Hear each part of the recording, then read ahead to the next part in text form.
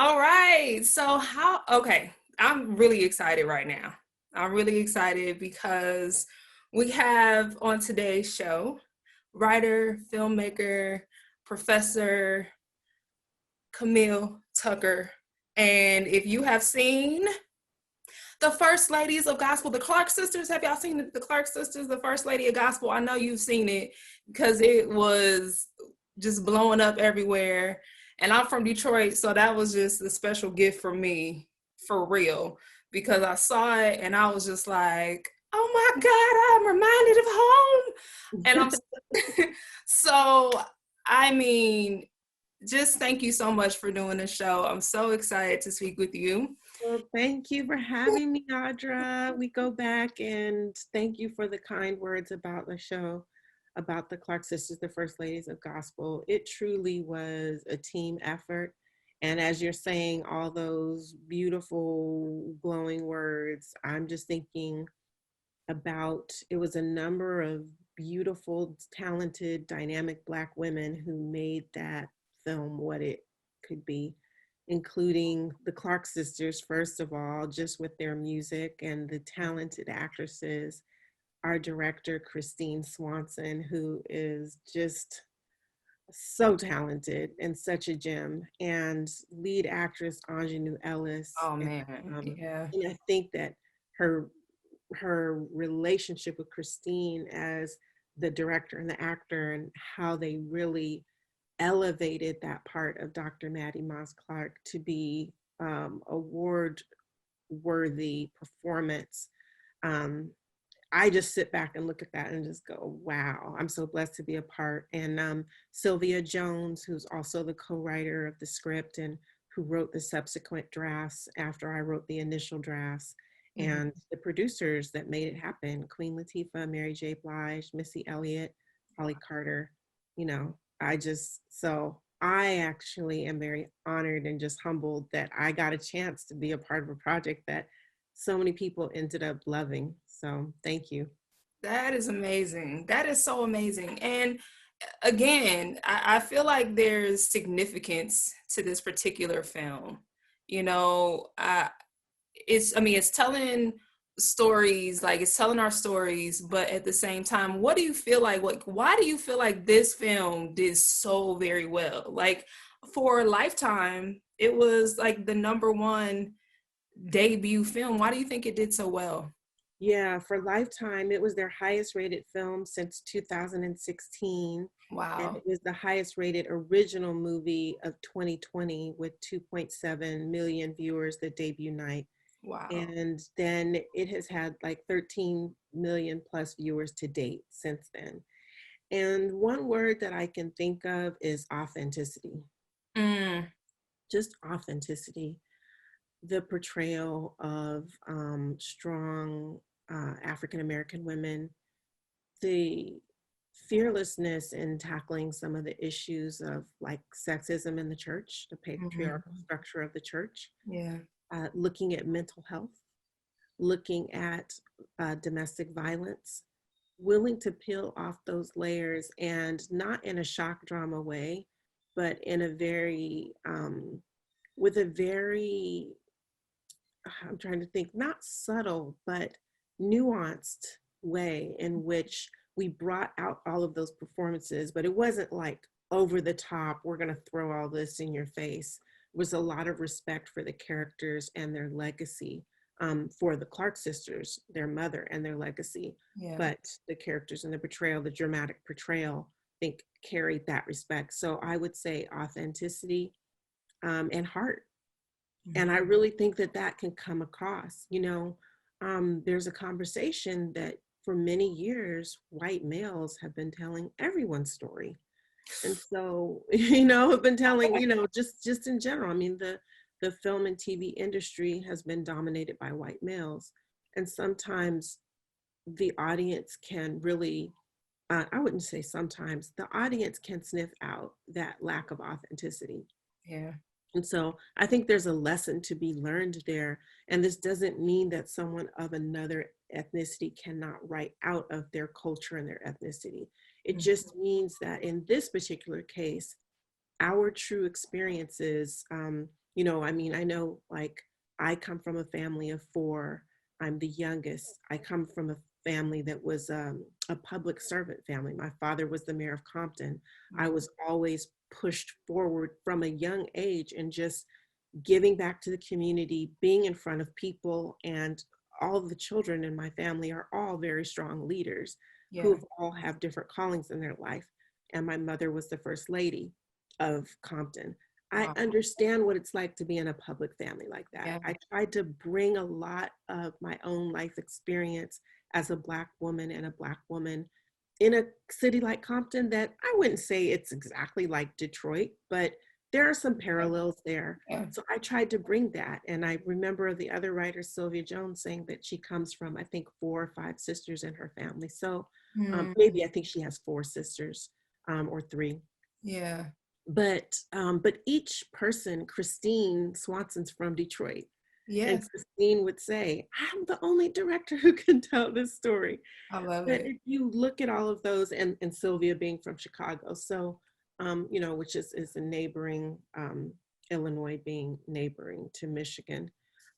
So if you look at just all of that, I would say an interesting tapestry of how God put together these creatives to weave this tapestry that became the story. And I think that audiences could feel that authenticity. They could feel our hearts. They could feel our respect for the Clark sisters and the legacy of Dr. Maddie Moss Clark. We were like, we want to do you proud, and we are going to. We're going to put our all into it. I love it. I love it. It was just so well done. I was very proud. I was like, yes, Yeah. yes. So I love that.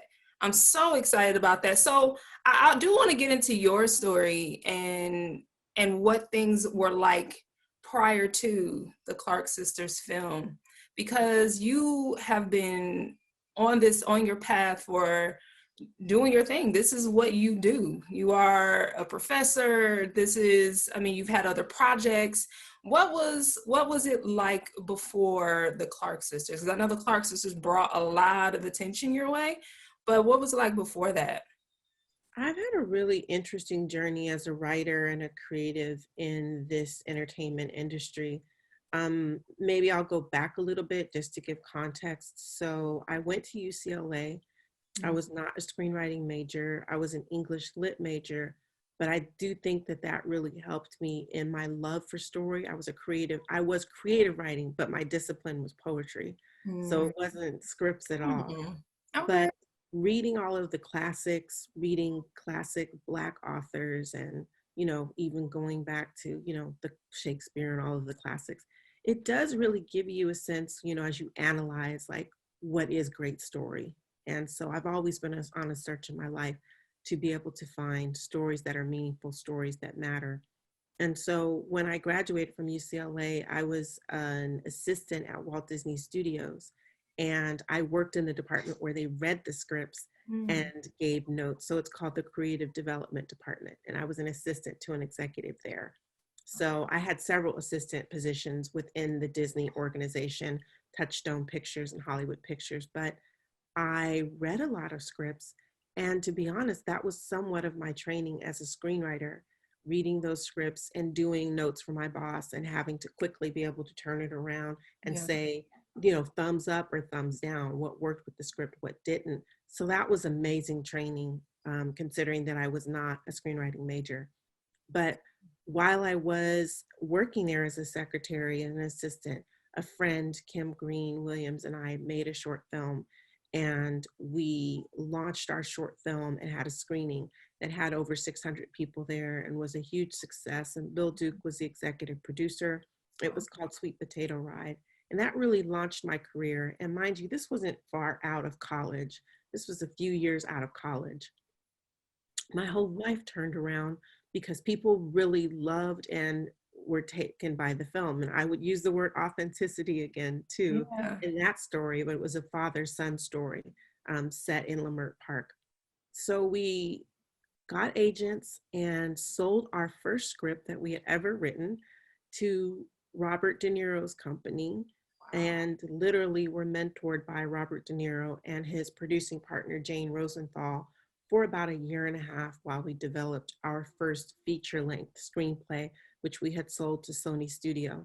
At that time, Mark Platt, who's a prolific producer now, and the producer of like La La Land and a lot of amazing films, was the studio head who bought our project and took it on as a pet project. So one thing I want to say is, like, from a young age, I was in rooms, development meetings where people are talking about, here's the problems with your script, here's how you need to make it better, with some of the top executives in the industry, like Mark Platt, like Stacey Snider, who now is, I think she was head of Fox at one point. I'm not sure where she is now, but these executives that you just really can't get access to, you wish you could, to just draw from their brains, not to mention Robert De Niro and Jane Rosenthal, people giving feedback on our script. So that launched my career. It was like a firecracker launch, exploding. Wow. And my former writing partner and I sold about 6 scripts to major studios, Universal, Sony, Disney. We did a rewrite on a script, or did a script for Disney with Deborah Chase, and none of them got made. And so that's a big part of my story, because at that time when I first started out, the studios, things were a little bit different in the entertainment industry. Right now, the studios don't buy scripts that they're not going to make, but at that time they were, and they could. There's more money flowing in the feature film realm, and so they were in development, as what's called. And so that was a really important turning point and lesson for me. And I almost really had like a career crisis at that point, wondering, why are my movies not getting made? And I really walked away from the entertainment industry for a bit to regather myself. I call it my Moses backside of the desert experience, where I needed to kind of retreat. That's when I really fully became a Christ follower and gave my life to God, and really decided that I wanted to approach things a different way. And my writing partner, we decided to go our separate ways. I did some teaching. I went and worked as a copywriter in Hispanic TV. Where I had started off as an assistant, I had just went back to the basics. And I went and got a master's degree at Fuller Seminary, which ultimately led to my position as a screenwriting professor at Biola University. But all of that to say, you asked me what happened before the Clark Sisters. I was doing a lot of independent productions and really finding my voice.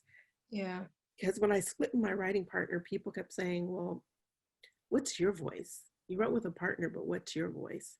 And I would call that not only Moses' backside of the desert, but the era or the time of Camille finding her voice. And so the Clark Sisters came to me in 2005, that we pitched that project. Sarah Finney Johnson, who's a friend, and I originally wrote the treatment, which is not the full script, and pitched it, and it didn't sell. So I was living my life, doing other independent shorts, going to film festivals, becoming a professor in a master's program at Fuller Seminary, and going about my business, and just basically had taken a position of, I don't need to be famous. I don't know exactly how this is supposed to happen, but I almost just like completely said, it's not about like me getting a project done or whatever. It's really about me finding my voice.